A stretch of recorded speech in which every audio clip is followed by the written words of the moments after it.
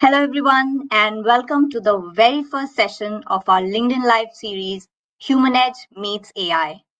Today's conversation isn't just about the book Human Edge in the AI Age, it's about exploring some of the biggest and the most important questions we all are facing in the new AI era. I'm your moderator, Ida Nair Sharma, and I'm thrilled to be here with Nitin Seth, visionary leader, one of the foremost voices on digital transformation, data and AI, leadership, and future of work. Welcome, Nitin, and thank you so much for taking out the time to join us today. Ida, very good evening to viewers in India and good morning to viewers here in the US and afternoon to everybody in between. So yeah, very excited, very happy to be starting this series of conversations around AI. It's such a big trend. It's such an overwhelming trend and so many conversations to be had. So very excited about getting them going, Ida. Absolutely.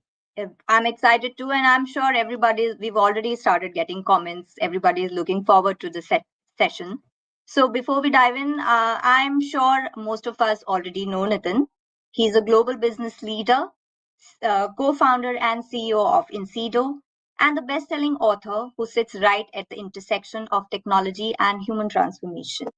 His first two books, Winning in the Digital Age and Mastering the Data Paradox, continues to inspire readers around the world. His latest, Human Edge in the AI Age, is the third of what he calls his trifecta: digital, data, and AI. With this book, Nitin gets more personal, writing not just as a CEO or a strategist, but as a guide for the next generation navigating the unfolding of the AI age. The book explores a powerful idea that the AI wave is unlike anything that we've seen before. It's bigger than any of the previous technology revolutions, and its impact would just not be wide. It would be deep and transformative. It will reshape the way we live, we work, learn, and lead in ways that we're only beginning to imagine. Whether you're a leader, professional, an entrepreneur, an educator, a student, or a parent, this conversation is for you. Thank you all for tuning in today. I'll kick things off with a few opening questions to get the conversation started. But Nitin really wants these sessions to be interactive. So I request you all to please keep pouring in your questions and your comments, and we'll try to address them as the conversation goes on. Should we dive in, Nitin? Absolutely. All right. So to start with, my first question, Nitin, to you is that AI is being talked about everywhere, right? It's in the headlines. It's in the boardrooms. We're talking about it in our living rooms as well, right? With so much already being said about AI and written about it, what inspired you, or what made you write this book, and how is your perspective different? See, I didn't set out to necessarily have a different perspective. I just, set out to understand AI, Ida, and what it is going to mean. As you know, and many of our viewers might know that I had written two books earlier, which were on digital and data, respectively, and they were at the intersection of business and technology. Right. And that's really what I had set out to explore. But as I began to understand AI, I realized, as you said in your opening comments, that this was no ordinary technology trend. You know, we could not really compare this just to, let's say, a cloud or a mobile or internet. You know, last 20, 25 years, these have been mega trends, and these Yeah. have impacted business and life tremendously. But AI was actually much bigger than that. You know, it's continuous learning nature, the fact that with Gen AI we've been able to unlock the data of the world. You know, these are all very transformational things, and it's really, we have to compare it, with let's say, fire or the V or electricity. It's that order of magnitude. And I also realized that this is going to change humanity as we know it very, very fundamentally. Perhaps there is a overhype of AI in the short term. And we can talk about that in the conversation, but I think it is underhyped from a long-term perspective. I think it is going to impact human lives very, very tremendously. And then, I also saw that, I'm a data guy. So, for anything that I see or I start to think about, I tend to look at data. I saw that if you look at impact on jobs, in 15 years, 35 to 50% of current jobs will go. And I said, wow, man, this is too much, and why is it people are not talking more about it? Because jobs, in a sense, are a basic foundation of human civilization, human society today. If 50% jobs go, what is going to happen to humanity? What's going to happen to my children? Who are growing up in this AI age. And so, that was a big driver for me, I saw that the impact on us, this is not just another technology trend. This is not just, of course, this is about business opportunities and industry structure shifts and so on, but it is much bigger than that. It impacts us as humans very fundamentally. And I saw it and I see it as like a important inflection point in our journey as a human civilization. It's kind of like, either this is an inflection point which pushes us, to further raise our game, or it can be, it can bring us down. Hey, like dinosaurs ruled this earth, some time back, there are no traces. What is to say that, we have a divine right for always being on this planet Earth as a dominant species? So yeah, it's a pretty fundamental, I felt that this was a very fundamental trend, important inflection point. I had to address it from a human perspective, as opposed to just from a technical or business perspective, which is how I had approached things so far. And I don't care about being different. I just feel that, hey, the most important question needs to be addressed. I think there needs to be many conversations around this. There needs to be many books around this because it is such a fundamental topic. Right. But Nitin, even industrial revolution and digital age have transformed societies in the past, right? In many ways, right? But I think in parts you've answered the question, but if you could elaborate on what makes AI so fundamentally different from the past tech revolutions. Yeah, see, most technology change over not just now but past many centuries has been about making it easier what we as humans do. Yeah. So, if you look at the progression from the Industrial Revolution, and initially it was a lot about the physical aspects of our work, and with computers, it also ended up being about the mental aspects. But fundamentally, we were in charge. Yeah, we were in charge. It was about providing us leverage. It was about enabling us, and that leverage allowed us to move up the value chain. Now, the way AI is different is that it's not just about the leverage. Yes, it's a lot of leverage, but a lot of capabilities, a lot of what we do, which we think are innately human, which is at the highest end of any value spectrum, is what AI addresses. Okay, it is not just about doing, it's about thinking, it's not just about execution, it is about generating.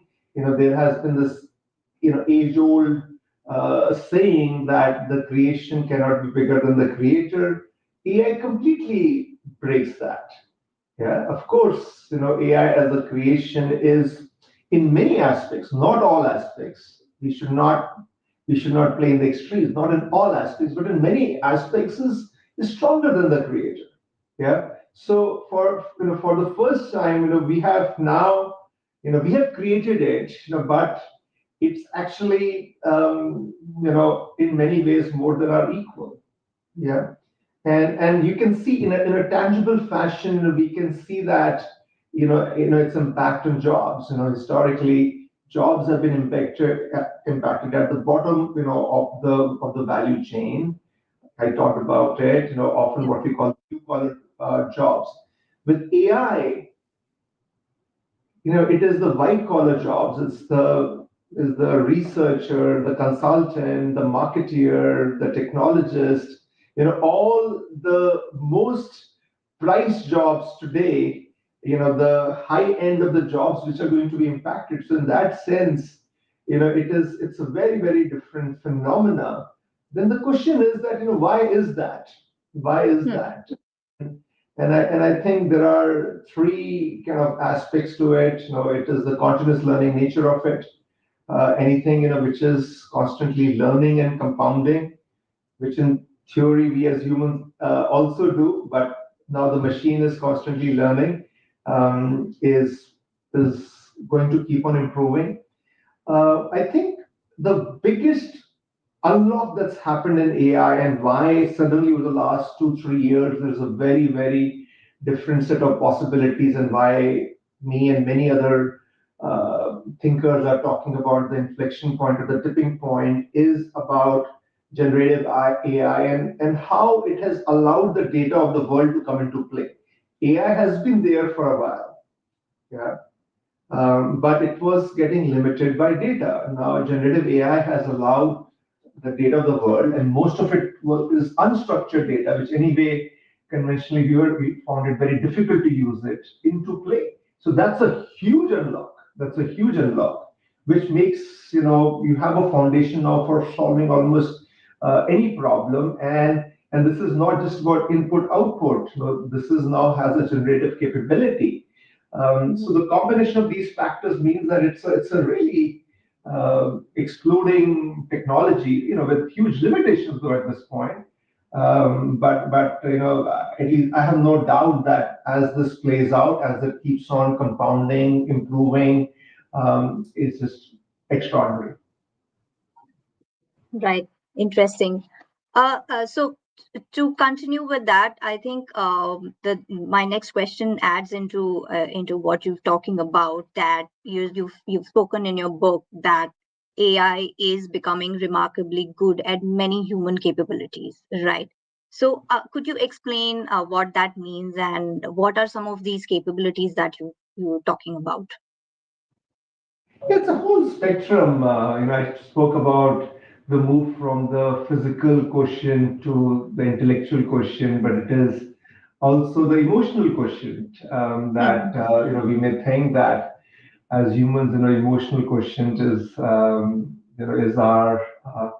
something which is very unique to us, and and across all of these, yeah, Right. that I see that AI is now becoming very strong from a intellectual quotient perspective. Machines have been moving into that space for a long time, but we thought that in problem solving, it is problem identification, which is really a very core human skill. I still think it is, but again, with AI and where generative AI is going, problem identification. Actually, now the way you probably start is by throwing a problem to a foundational model and getting an initial framing, which you then kind of work on, which is very different. That you would frame a problem, you would try to zone in on a problem and then try to solve it. But now, Yep. each way you get started, you can get inputs on that. The creative process, creativity, and it's just fascinating, how AI is coming into it. So September, I was in India, and it's interesting. Somehow, we didn't plan it too much, but ended up having a series of conversations, with, folks from the film industry, both in Mumbai, Bollywood, but also in Chennai. And it was fascinating to hear from them. I thought that AI would be a bit of maybe a stranger for them, but they were very aware, and how, they're thinking very actively about it, that how, I spoke with this really, very, very famous, script writer, and he says that how, he now uses AI to, he writes the script, but he to summarize it, and for his elevator pitch to the director, he's now using AI. So, movie making, which you would think is, the pinnacle of, or, is a very intuitive, creative process. It still is, but, how actively AI is being used there. And then, you talk about EQ and empathy. And there are so many apps now, mental health support apps, which are AI driven. Now you can argue that probably AI and digital and social media are also maybe one of the causes of mental health. But Right. at the same time, you have mental health is probably the biggest epidemic in the world, and you have now AI playing a very important role in that. There have been, there is this number of studies, but and I quote this in my book as well, that with patients, that nursing support, remote nursing support, human versus the machine, and the AI does better on empathy all the time. That is still the patient doesn't know that it is AI at the end, and then the scores drop. Right. It's fascinating, that empathy, which you would think is a very human quality, machine to AI is doing it really well. Why? It breaks it down and it mimics. It mimics, and it mimics without maybe the bias that we as humans, bring into our interaction. So it's a full spectrum, from the more intellectual like problem identification to the more emotional, empathy and the creative aspects. So yeah, I think there is nothing which is off limits. Fascinating. Yeah. Could you give us some real world examples where you've seen the impact, maybe in professions or in industries? Would you like to give more of such examples? I spoke about a few already in my previous answer, but the one which I think was very striking for me, and still it's which is very common now is Waymo. That whenever I sit in a Waymo in San Francisco, it just reminds me that wow, what is this? This is so good. And it's not that it's kind of driving, the Waymo drives in a very, it drives like a, driver, back, I come from Delhi. In Delhi, we have Chandni Chowk, which is like this really crowded area, and it's quite a challenge driving there. So, and the way Waymo navigates, to me, it's like driving in Chandni Chowk, it's so adept. It kind of changes lanes, it stops, it accelerates, so, there are many things that one can talk about, and I think the audience here is quite aware. But that to me is still one of the if there's a question about where AI is going, I said okay, that's already happening. Okay, Right. and if you trust AI to drive your car, AI is competent of doing many things. Yeah, and there are a lot of people who talk about that, self-driving cars would not be a success because they'll never be able to figure out the complexities of, like you said, Delhi Chandni Chowk. But there are examples where it is quickly learning and adapting, right? So yeah. So my next question to you, Nitin, is that there is one fascinating aspect of your work that you talk about, which is the parallel that you draw between AI's layers of intelligence and the Yoga Sutra's concept of layers of self. Can you unpack this connection for us a bit?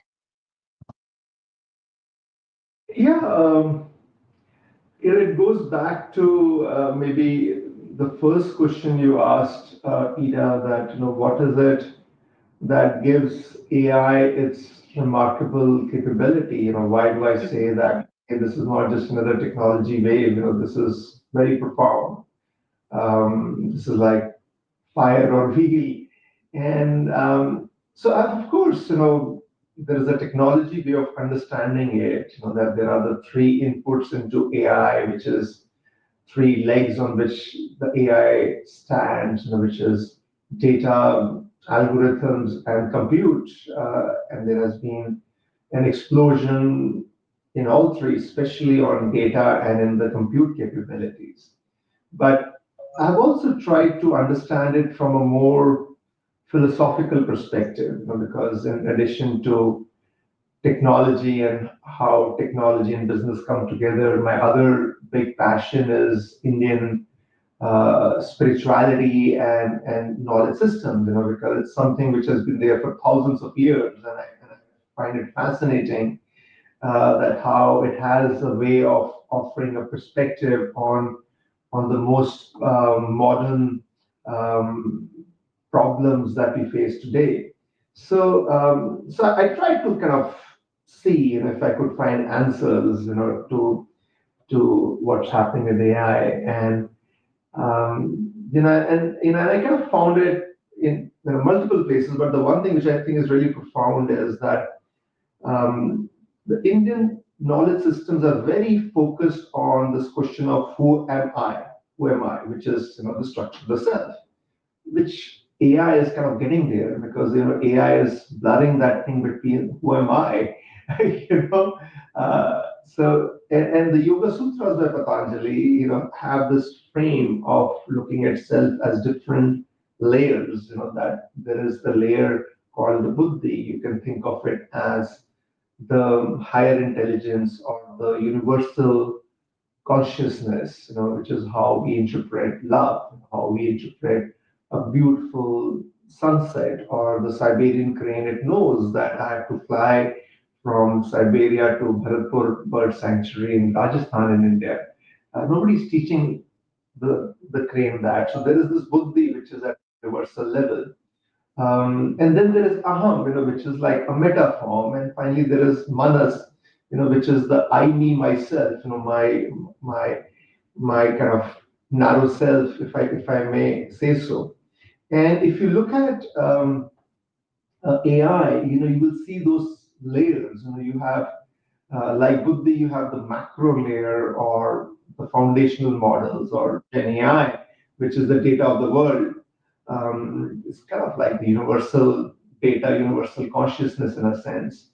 On top of that, you contextualize the foundational models with enterprise data, enterprise models, or domain data equivalent to the aham. And finally, you have at the individual level where you have an opportunity for hyper personalization, which is kind of equivalent of the manas.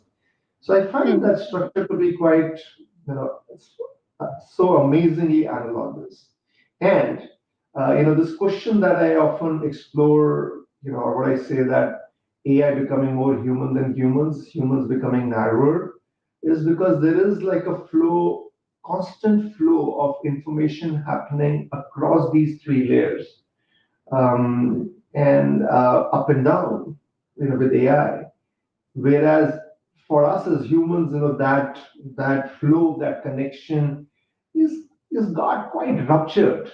And I think digital and data and AI, all this explosion, and I often tend to look at these trends together, has a lot to do with it. Yeah. So yeah, I think the who am I, this question and the structure of self, which you see in many Indian texts. I'm sure all ancient schools of thought have that in some fashion. This is what I know well, so I will reference that. And AI, I think there are remarkable parallels, and I think there is a lot to learn from that. That's absolutely unique way of looking at it, Nitin. And so there's one striking. I also want to talk about one striking line from your book where you say that humans are becoming narrower and more machine-like, right? This is a very hard-hitting statement. Why do you say so, and how do you think we've ended up here? Yeah, it's kind of again, staying with the conversation we were just having. That if you think that there are these different layers of our existence, digital and its manifestations around social media, it's kind of got us into a, we think we are connecting with the world, but it's kind of brought us into what I call a digital cocoon, isn't it? That we are sitting in a room together, and it's whether it's kind of school kids or it is in my steering committee, my management team meeting. Yesterday I had my management team meeting. There's like seven of us sitting in a room and like five on their cell phones, tuck tuck tuck tuck. And what I should not blame them. I also end up doing the same. Come on, guys, this is a very, this is a time to really connect with each other. And, we are all on our cell phone. That's what mobile and the incessant barrage of, communication is doing to us, that it's kind of, stopping us from that human connection, and we get very, very self-absorbed. And at another level, that this topic of wisdom, that for us to, that's a source of effectiveness, that's a source of creativity, Yeah. and wisdom comes from reflection, from giving yourself time, that long walk, in nature or in the mountains or by the seashore, just giving yourself time, in your garden, whatever. We're not doing that. The pace of life is very high and everything is very, very high velocity and short cycle time. We're just not giving ourselves that space to decompress and reflect. So how are we going to build wisdom? We're going to become narrower and narrower. In that sense, the machine does it better, no? Machine is better at processing input and then output. It has less filters, it has less, it doesn't have the biases, it doesn't have many of the issues that we have. But what is our unique strength, which is this, the human connection, real connection, which helps us, which is how we go from being transactional to being very deep, and that's the source of a lot of innovation and creativity, and this whole process of wisdom that I talked about. I see them getting severely ruptured, and it's kind of, in a sense, we created this whole digital and data and AI and its various manifestations around mobile, social media, and so on. We created it, but it's kind of pushed us into a corner, and that's where I'm coming from. That we are getting narrower. So and kind of like the so what really of that, and which is the entire basis of my book, is that look, AI is like the self-propelling machine. It will keep on growing. So if the genie is out of the lamp, so okay, don't keep crying about it. It's just, it is what it is. There are many great aspects. There are many not great aspects or bad aspects, but we have to deal with it. We can't put the genie back into the lamp. But the human aspect, the right hand side of that whole equation that I talked about, the nature of self, that's what we have to worry about. Because if we keep on becoming narrower and narrower and more transactional, then it's definitely that inflection point with AI will come down. But it doesn't need to be so. I think this is a very important reminder, for us to reflect, and at least my submission is to double down and focus back on our humanity, our core human values. Right. I absolutely agree. There's too much distraction for us, and yeah, that makes absolute sense. I do see there are a lot of questions coming in, so maybe we should start taking questions. The first one is from Ram. I agree on the concept. Who is in charge in the future, human versus AI, or both? Very interesting question, Ram. Do you think we've ever been in charge? So,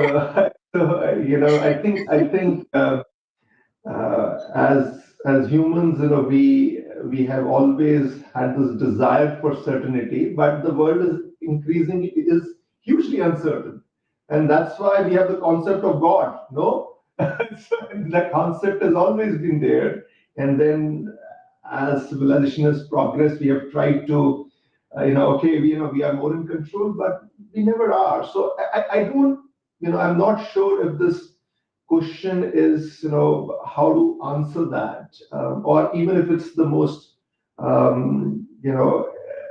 do we get with that answer? Because, while we have created AI, but that creation, as we spoke earlier, is becoming stronger than the creator in many ways. And there are many aspects of our life, even today, that AI drives that. This whole concept of personalization or hyper personalization. When I go to Netflix and what I see, when I go to Amazon, what is recommended to me, those are all choices that are presented to me, and they guide my decisions, they guide my actions. So already many aspects, I'm heavily influenced. Yeah, but at the same time, that's not 0-1. It's not that every aspect of my life, that's the case. And one of my submission will be on this topic, but also many other topics around AI and human kind of interlock, that we should not think in 0 and 1 terms. Okay, if we continue to see it in 0 and 1 terms, I think we'll get to suboptimal answers. The answer is somewhere in between, and I think that's what we have to understand and navigate as effectively as we can. Isn't that the kind of extreme views that you get when you talk about AI, Nitin, to people? Isn't it either it's utopian or dystopian conversations? And like you said, the answer is somewhere in between, right? Yeah, all right. It is. Sorry. It is. No, it is. And maybe the very first thing that you asked, that why did I write this book, and what unique perspective I was trying to bring. I did find that a lot of the conversation on AI was driven by futurists, and maybe also academicians, where they were painting like this view of the future, and which, as you said, can be utopian or dystopian. A lot of conversation around singularity and AGI and so on.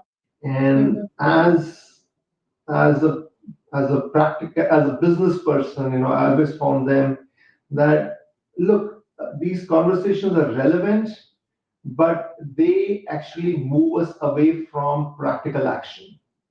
Yeah, because we kind of spend a lot of our time on existential debates.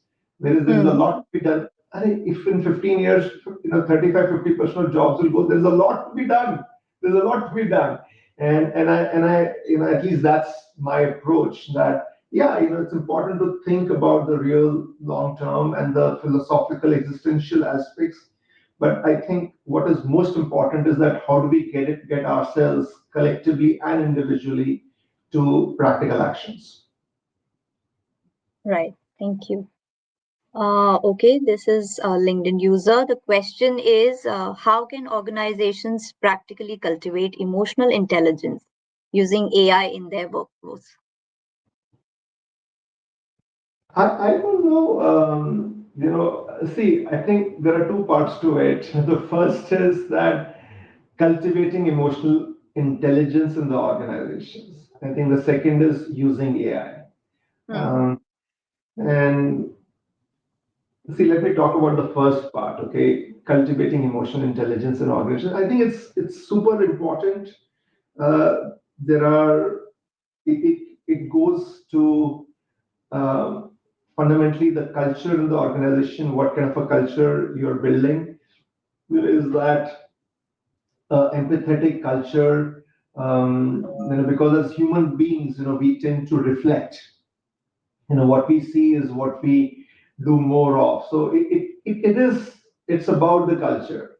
Now the question is that how do you influence the culture? How do you? So one of at least in our organization at 𝘈𝘐𝘈𝘶, one of the approaches we have taken. I don't know if we have necessarily succeeded at that, but it's at least the belief that we have is about spirituality. So in my book, I talk about this framework, the possible framework of, and that's an acronym, and 8 dimensions of core human values. These are core human values that is my thesis that we need to really focus on to not just survive but thrive in the AI age.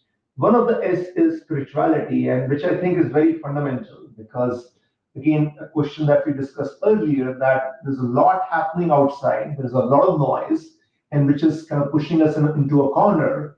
Yeah, how do you get sanity? And to me, the way of getting sanity, clarity, is going inside yourself, and spirituality is a process of going inside oneself, and that could mean different things to different people. It could mean meditation, which is what I've been practicing for more than 40 years now. It could be many other things, and so across our organization, especially in India, we have partnered with with Art of Living, and which is a global organization focused on promoting yoga and meditation, and try to make sure that most of our staff are able to, our colleagues are able to go through that and go through it together. And that is at least my belief. That process will kind of is a way of softening us up, and a way of letting us. I call it from head to heart. Yeah. Okay. At work, we are very focused on the head. Yep. And there has to be a balance of head and heart. And at least for me, in my own journey, spirituality and meditation has been a way of bringing more heart to it, and that's what we are trying, more broadly in our organization. But coming to the second aspect, which is AI and emotional intelligence, I'm less sure. While in my opening comments, I did talk about the mental health apps and so on. I don't know them well enough to say that that's really the way to go. Yeah, because AI is also, or the use of various digital tools is also, I think, a reason which leads to is somewhat damaging to that emotional intelligence. Yeah. And in my books, and especially my earlier books, I've also talked about digital abstinence and things like that. So, Yeah. so I'm not 100% sure whether AI is necessarily the way to cultivate emotional intelligence. There is a lot happening there. It could be, but my own, what we're trying to do is more the more timeless, approaches of meditation or spiritual practices, which is also what I talk about in my book. That the way to compete, really, not just survive but thrive in the AI age, is perhaps a lot about some of those timeless practices that we already have, and not losing them, and perhaps doubling down on those. Okay. All right. We will move on to our next question from Manisha. In your experience, what is that one job or task that people never thought a machine could do, and you are most surprised or perhaps concerned to see AI performing today?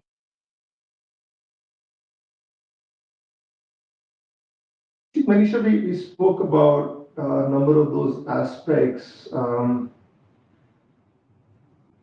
The generative aspect of AI, that that switch has happened very quickly, that from AI being driven by input and output, and where AI is, the generative AI or the foundational model, where AI is able to connect the dots and generate an answer. And that is getting used. Um, we spoke about business aspects, but that is getting used, for legal purposes. I keep reading that maybe even in some of the courts that is beginning to get used.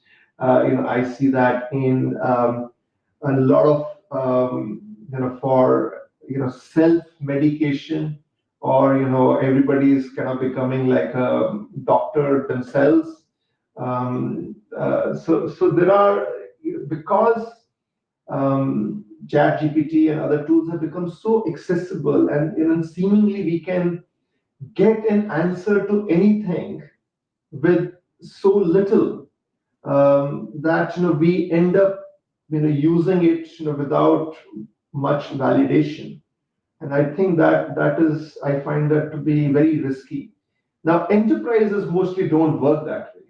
So, when we work, my firm in CEDO, when we work with enterprises, they don't work that. They generally go through a lot around ensuring that the data is of good quality, if models, how do you remove biases and how you test it, and still it's used very conservatively in terms of impacting the end customer.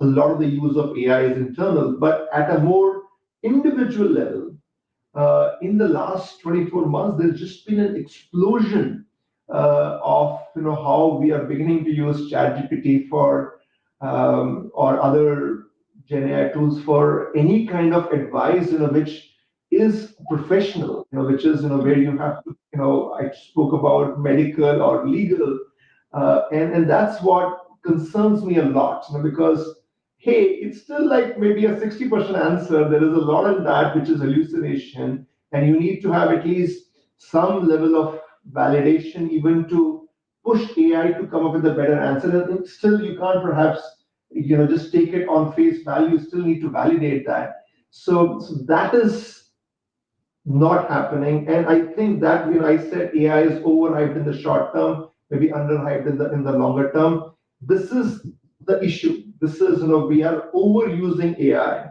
for things, which it is not ready, and I think that is what is going to backfire, at least in the short term. Okay. Okay. We'll move on to the next question.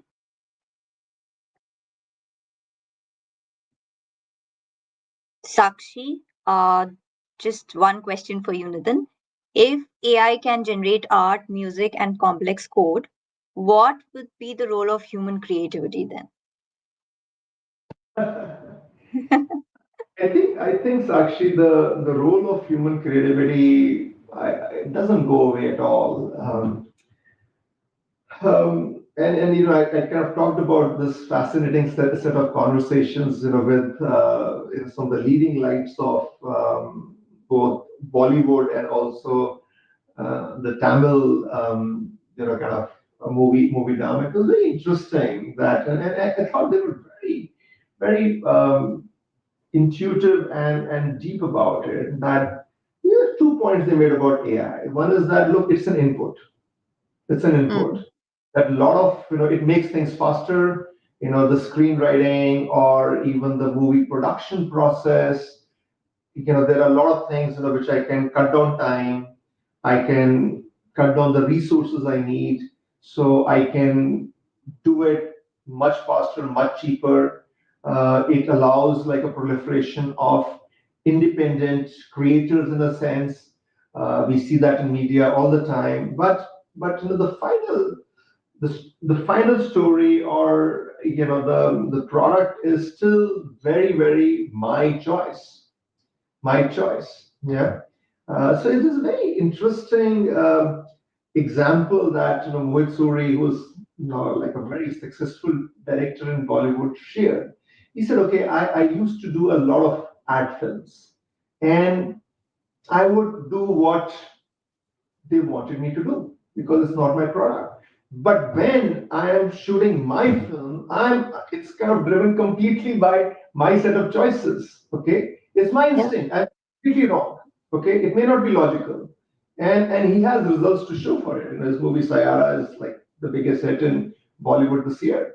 So I found Hmm. that very instructive. Very instructive. That it's not again 0-1. Yeah, that yeah, AI is an input, but still it's kind of my creativity, and you have to actually being able to play at a higher level to bring that human creativity. And then Hmm. the other director who was on the panel, Ashutosh Gowarikar, and he's again a very, very, very competent, very successful. And he made the point that look, there will be a lot of AI generated content, and there is a market and a demand for that. But at the highest level, so think of it like there may be something which is more commodity and mass market, but the highest quality standard, there will be a more of an appreciation and value, something which is truly human created. So yeah, I think those are two perspectives, Sakshi, on this thing about well, AI can do a lot of it, but there is absolutely, I think, a huge value to human creativity, and I think that is actually going to be a very important differentiator. Yeah, and it holds true for all creative fields, right? Even in art and music and everything. The originality would become more valuable, right? Yeah, no, absolutely, absolutely. Okay. Next question we have is this is a very, very nice, close to my heart question. As parents of a tech curious high schooler, in your view, what guidance would you offer to help young people stay future ready and thrive in a world where AI is rapidly transforming the landscape? Harish, super important question. I get that a lot, and my first point is that don't don't worry, take a chill pill. Okay, so because at one level it seems very worrisome that hey, my child is just using Chat GPT for homework, so Hmm. he's not doing work, and what's going to happen to his core math skills and writing skills and problem solving and all of that. Yeah, I think that is all fair. That's all fair. I do also have those concerns, but look at the output. That this is also the world of AI natives, and that generation is the AI natives. I think we have more to worry about. Yeah, because we are not AI natives. Because they just the world of technology and is moving from building to consumption. They are able to consume technology very very easily. I'll just give you an example that every year, we bring in a batch of summer interns in our company. And this year, when I looked at the output of our summer interns, and all of them were doing something around AI, it was absolutely mind-boggling. It was, and these are all young kids. These are all like 19, 20, something like that, or even somewhere younger. That I said, wow, man, like, our most experienced technologists may not be able to create this output. This is amazing. I look at, the Bay Area and the founders there. There are so many kids, who are not, out of high school, who are Hmm. getting funded, at ridiculous amounts. Many, top companies, large companies, I know of Palantir for sure, offering high school kids like super high paying jobs. Why are they doing that? So certainly they haven't gone through like a fully rigorous process. So look, the point is that, you know, the way the younger generation is absorbing technology, it's very, they're natives. Okay, they're AI natives, and they are just interpreting and dealing with this in a very different way. So we should not worry too much. I think there is this thing about being a helicopter parent that you're always hovering around. And I think we need to just relax. Maybe it's what we need to do as opposed to what we do as a parent with our kids. See, the bigger point I would make is that clearly AI is going to impact jobs. Yeah. And we can debate the number, but let's say 35-50% of jobs, over the next 10, 15, 20 years. It's a big number. I call this that AI is going to trigger the end of the era of jobs, but also it's going to herald the era of entrepreneurship. Because every industry will go through a disruption, and that's a great opportunity for entrepreneurs. We'll talk a lot more about this in hopefully our future conversations.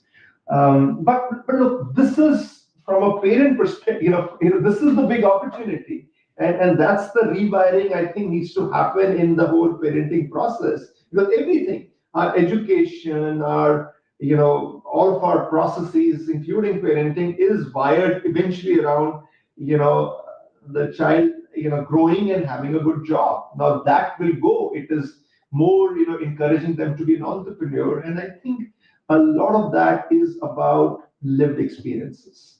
How do we encourage, how do we enable our children to have lived experiences, deep experiences? Because end of the day, entrepreneurship is about, hey, here is a problem that I have experienced, that I understand deeply. And it doesn't come from books or whatever, though I'm an author, so I should not say too much about books.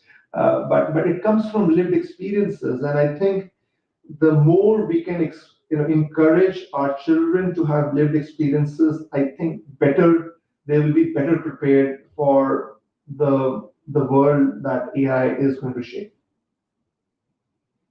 Fantastic. We are coming up on time. Unfortunately, we do not have time for more. But I see that there are many more questions from the audience. So we will get back to you, or we will incorporate these in our future sessions. So Nitin, anything more that you would want to add before we close the session? No, it's very, very happy that we can get this conversation going. I'm looking forward to, making this a regular habit and many more of these, sessions. I hope we can have, take a lot more questions, have a lot more polite discussion. That's what's the purpose of this? Look, the main message from today's conversation is that, hey, AI is huge. Okay, AI is huge.